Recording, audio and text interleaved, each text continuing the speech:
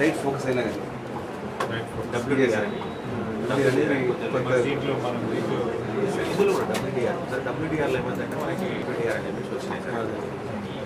దీంట్లో కూడా ఇంక్లూడ్ చేయాలి అంటే ప్రతిరోజు నైట్ మార్చాల్సి వస్తుంది సెట్టింగ్ ప్రతిరోజు మార్చుకోవాల్సి వస్తుంది.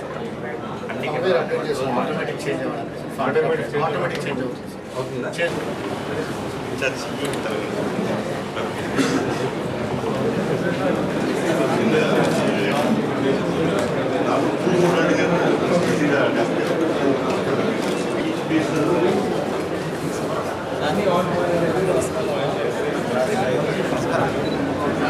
మీరే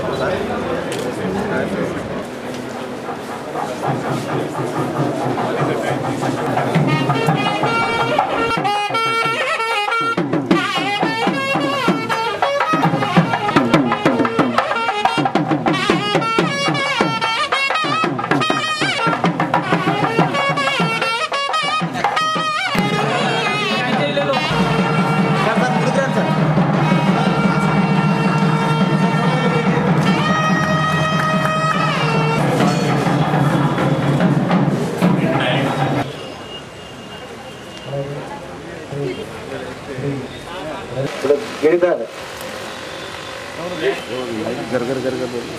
కాలనీ శివం రోడ్లో మాకు అక్కడ ఈ నేరాలు మొత్తం తగ్గుముఖం పట్టి నమ్మకాన్ని భయాన్ని కలిగించి తమ ఇప్పుడు మన హైదరాబాద్ నగరాన్ని ఒక స్మార్ట్ సేఫ్ పౌరులతో స్వీకరించిన తర్వాత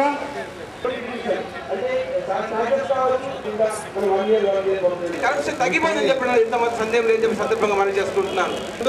డెఫినెట్ గా సార్ మీరు చేస్తున్నటువంటి అన్ని కార్యక్రమానికి నన్ను ముఖ్య అతిథిగా ఆహ్వానించి తను గౌరవించినటువంటి సీపీ గారికి మరీ ధన్యవాదాలు. ఇదేదో కేవలం టీవీలలో కనిపించేందుకు లేకపోతే పేపర్లో రాయించేందుకు చేసినటువంటి కార్యక్రమం కాదు అని చెప్పడానికి ఇంతకుముందు లోపల మాట్లాడుతున్నప్పుడు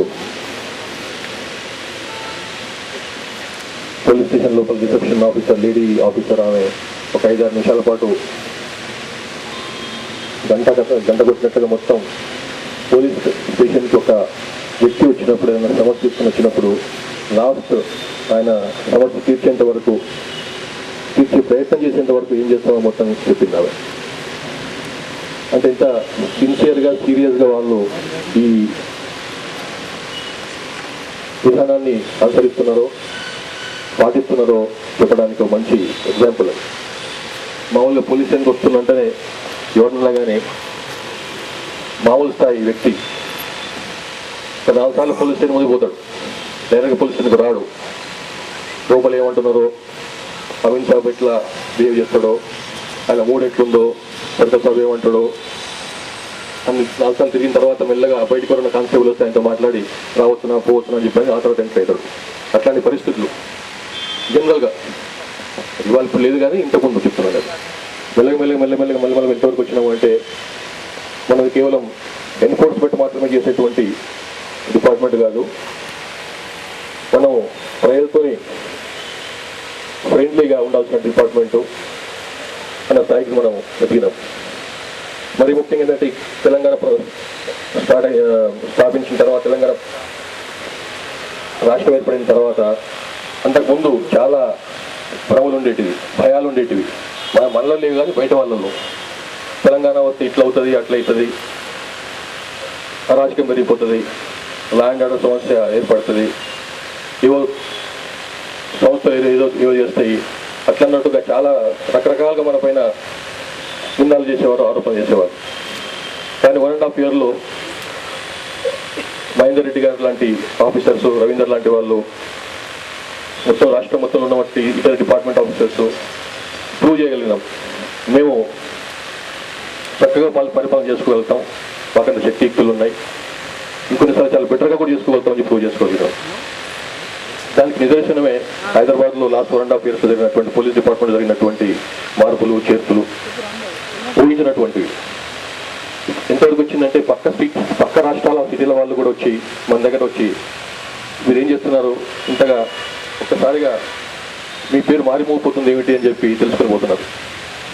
3-4 డేస్ కింద అమెరికా నుంచి ఒక మిత్రుడు కూడా అదే మాట్లాడారు. వచ్చిన క్యాజువల్గా మాట్లాడుకుంటూ లంచ్లో డిన్నర్లో మాట్లాడుకుంటూ 2 విషయాలు తెలంగాణకు సంబంధించి అమెరికాలో మాట్లాడుకుంటారు. కానీ మన వాళ్ళలో ఒకటి పవర్ సెక్టర్ గురించి, 2 ల్యాండ్ ఆర్డర్ గురించి. అదొక్కటి ఈ 2 విషయాలు చాలా మనం ఎంతగా లాస్ట్ 1.5 yearలో మనం ఎంతగా మనల్ని మనం అడ్మినిస్ట్రేట్ చేసుకోగలిగినామో, చక్కగా అడ్మినిస్ట్రేషన్ చేసుకోగలిగినామో చెప్పడానికి.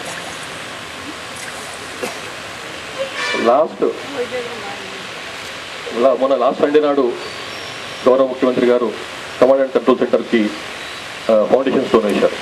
24 అంతస్తుల బిల్డింగ్ కోసం అని చెప్పి వారు మాటికి చెప్తుంటారు మీటింగ్లలో కూడా, ఏమనంటే అని చెప్పి